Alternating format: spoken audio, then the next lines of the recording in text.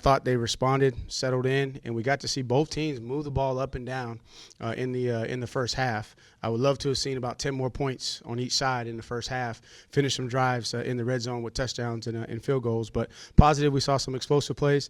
But the reason why we're doing this and I chose for our program to have a spring game is because I need guys to see the impact of a penalty.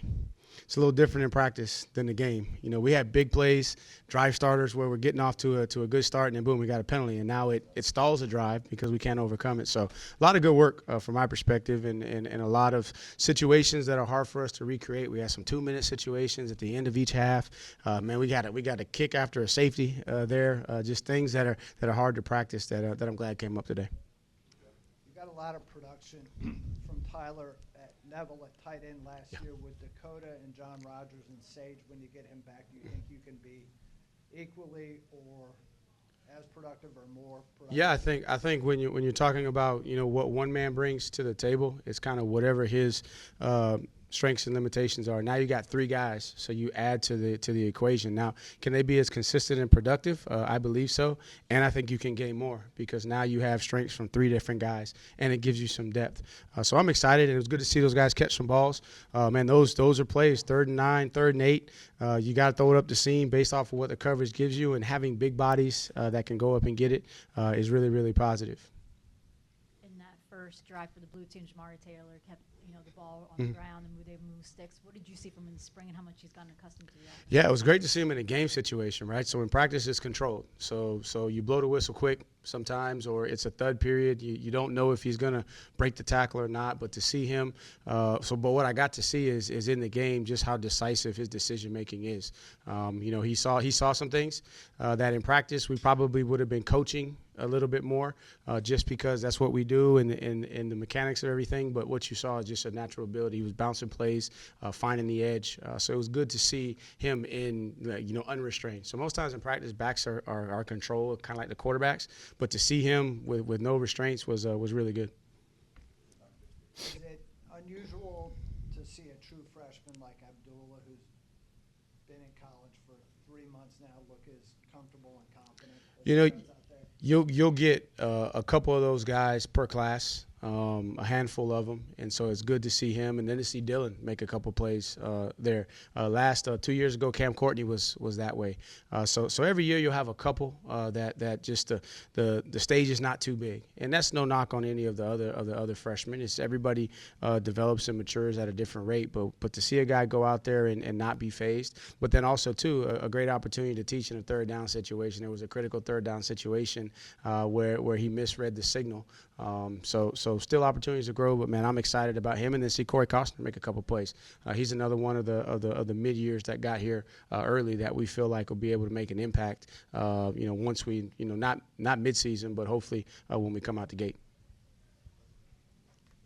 Has Kadolka been that unblockable in practice? I know sack's a little different in the spring. Touching the quarterback. But He's been productive. Obviously, a lot to learn, and so everybody sees the splash plays. But also, too, where he's grown is the ability to set the edge in the run game when we need him to be an every down player. So we're excited about his growth and his potential. He came up to me afterward because he was hollering that every time he got closer it was a sack. And I'm like, all right, bud, now you got to get him on the ground now in the game. But it's good to see him. And so that now gives us, like you think about, Fisher and him, man, that's a ton of length, that we have. And then you got Melton with speed and Jewett. It was good to see Jewett, take a couple steps forward, and then Makai, and then we'll get Kazim back. So I'm excited about the depth and opportunity. But Kadelka's been a guy that, and that's why we invested in him last year, and you saw him play towards the end of the season because he was coming on, and so he continued to progress this spring, and we're excited about his upside. Yeah, you talked about Chandler earlier. Just as you close the spring, what do you make of your quarterbacks? Yeah. Just kind of where they sit going into the summer. So I think everybody got to see how well Danny moves, right? So Danny extended some plays with his legs, made big throws. So, man, I'm excited as we continue to progress through this competition. Man, I really like having both of them. Like they're a little bit different, but what you also saw is that within the system they can do everything that we need them to do and more. So super excited. I thought both of them, like Danny, right out the gate was moving the ball. His side of the ball was moving it, making some throws. Then things kind of hit a little bit of a lull, and then Chandler came on. But you saw both of them are really good outside the pocket. You saw they got the potential in the pocket. So man, I'm excited about both of those guys and continuing to work through the competition. And at the end of the day, man, I want it to be decided by those two guys in their competition. But we're gonna need both of them. There's no question about that. This was an opportunity to see a lot of those new faces in that game situation, Mm-hmm. like Maddox Marcellus was able to make.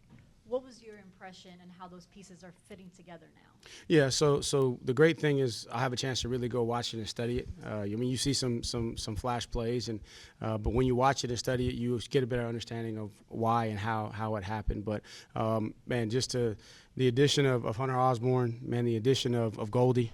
Like you saw Goldie being really disruptive. Maddox has been Pavard, so all the guys that we've added that have been able to make it through practice have been great additions. And so I'm excited about all those guys. And we'll continue. There's still room to go because we only put in a portion of what we do schematically in all three phases. And when we enter fall camp with those 25 practices, you're going to put in your whole system. So we gotta take what we've done, and those guys got to master it because we're going to add more. And for those guys, it's going to be new. For the guys that are returning, right, they've been through, so they're acquainted with those concepts and those aspects of our scheme. So we're going to continue to build, but I'm excited about kind of where the roster is, and we didn't see Cam Robinson, James Jackson, Trey McDonald, Boley, Josie, Blake Steen. I mean, we still got a lot of guys that played a lot of football for us. So when we add those guys to the mix, I feel a lot better about where we are from a depth standpoint. And we know the what we got to address, and we're going to attack it hard, trying to address the back end, the secondary, in this next portal window. And if we can do that, I think we can put together a roster that is much more competitive and deeper than what we've had since we've been here as a staff. One guy who stood out back there, Armstrong Jones. Yeah. A couple shots out there. I mean, what do you see out of him? Yeah. So first of all, physically, super long. Super long, and good athleticism, and a guy that's continuing to build his body. That could be a guy that could be in the mix to give us some quality depth, on the back end. And this spring has been big for him because he's gotten a lot of reps with the depth situation on the back end with Minter being down a good portion of spring, and then with AC being down, and then with Caleb being down, he's gotten a lot of reps, which is really good for him. When those guys come back, we'll just kind of see how it shakes out from a competition standpoint. But a couple big hits, making a few plays, and he's made plays throughout the course of spring. What you got, Jack? I got you one. No, it's ankle sprain. Yeah, so it's not long term. I think the only thing out of the game was Minter with the hamstring. So knock on wood, that was the objective, was to get the work, and that's why we huddled, right? I mean, if people are asking, well, are you changing the offense? No, we huddled to kind of reduce the number of snaps in the game to limit some of the exposure from a depth standpoint. But Minter was only one of real significance, and it's a hamstring. And by the time we finish out, they go on break and come back, he'll be ready to roll. All right, thank you.